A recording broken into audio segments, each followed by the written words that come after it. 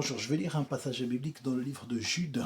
Au verset 3, il est écrit: Bien-aimés, comme je désirais vivement vous écrire au sujet de notre salut commun, je me suis senti obligé de le faire afin de vous exhorter à combattre pour la foi qui a été transmise au sein une fois pour toutes.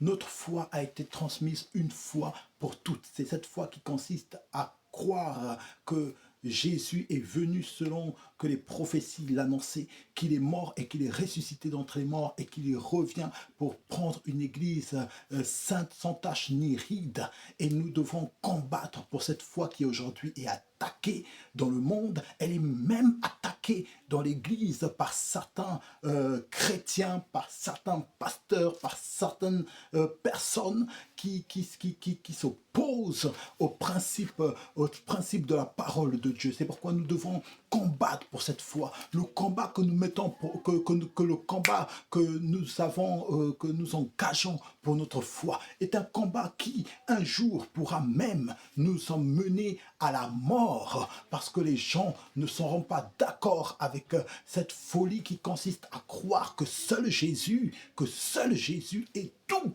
pour nous, que seul Jésus peut tout pour nous, que seul Jésus, aujourd'hui, les gens sont emmenés à croire que leur capacité, leur compétence peut tout pour eux, peut leur ouvrir les portes, peut leur ouvrir la voie au succès et toutes ces choses. Mais nous déclarons, nous confessons que Jésus, sa parole est elle qui nous donne accès au salut, à la réussite, au succès, à la joie, à la paix, à la guérison, à la santé et à toutes ces choses. Et cette foi, nous allons combattre pour cette foi que nous avons en Jésus-Christ. Nous allons combattre contre tous ceux qui se lèvent pour détruire cette foi, et nous allons dire que Jésus est véritable, qu'il est authentique, qu'il est vrai, il n'a pas changé, il est le même hier, aujourd'hui et éternellement. Que Dieu te